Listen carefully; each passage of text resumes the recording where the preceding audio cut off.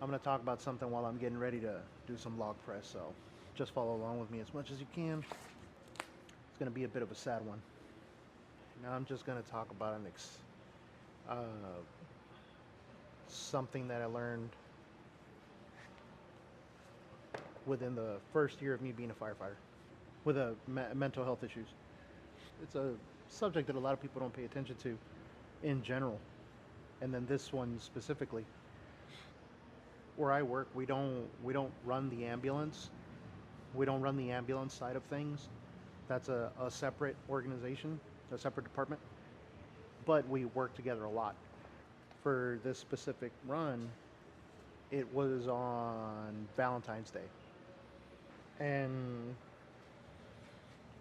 we only go on these runs if the medics need us, or if it's a traumatic call and like a CPR or anything like that, and we have essentially run out of medics, and we might need to call one from out of territory.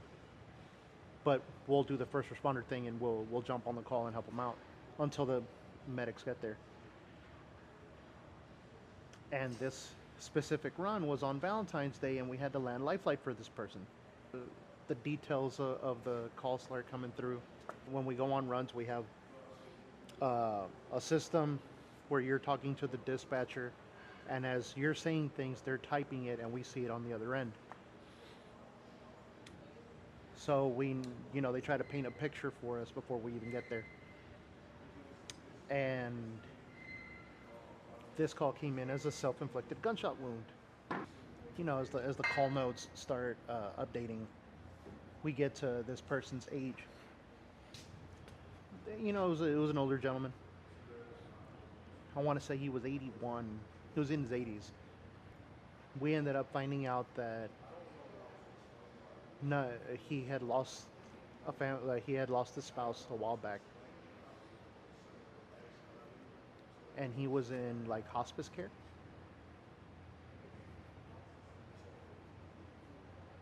And none of his family went to go see him on that day. They didn't even call him, and it sent it sent him into a depressive episode, and he committed the act. And we were talking it over with the medics right there while we were waiting for Lifeline to land, and we were going over his vitals and all that stuff, and like the medics that hopefully hear this, this dude was stable. He was breathing on his own. BP was good. He just couldn't talk, and you can probably piece why. But he was still there. Uh, so per the per the vitals that we were getting at the time, this guy was gonna survive. And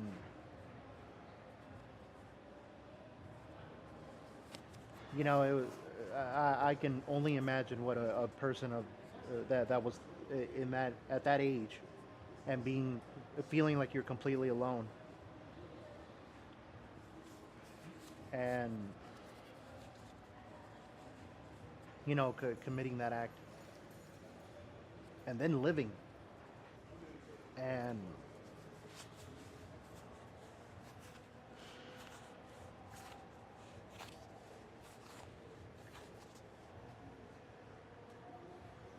I say all this because the holidays are coming around, and I think the right people don't get enough grace around those days, especially with my first responders, my medics, my firefighters, my cops, because that's just one call. With us, the medics will make more runs than that than we do. So I was like, my medics are some tough people, man. Tough people.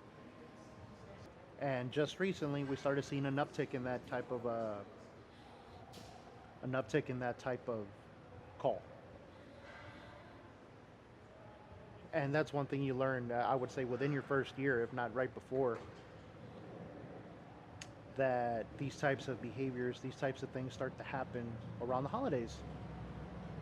And it's around this time of year, you know, some people start to go through it.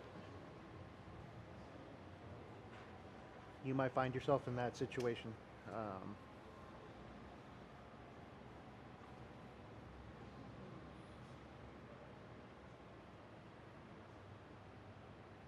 and and yeah, no, it's around the Thanksgivings, the Christmases, the New Year's Eve, all that. I don't know, man. I think some people either think or realize how alone they really are, or how alone they really feel, and it tends to lead to some very very shitty outcomes.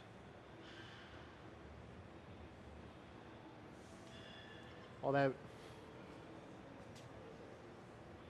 and then on the flip side,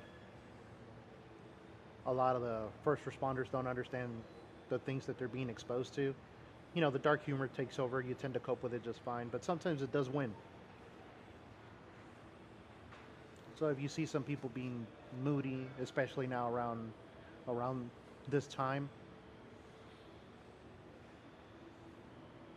just know that something else might be going on. Uh,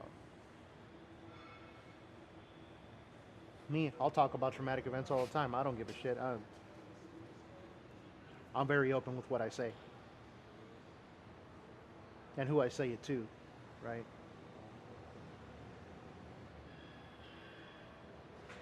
But just in case there's some people that don't talk as much as I do, uh, I'm not saying it's whatever I just talked about specifically. It could be something else, and just know that they're around this time of year. There's an upswing in these things, and it might be affecting some folks more than we'd like to admit or that we even see. Because some people don't see that side of their first responders. They don't. They either hate them or they love them, but they don't know why.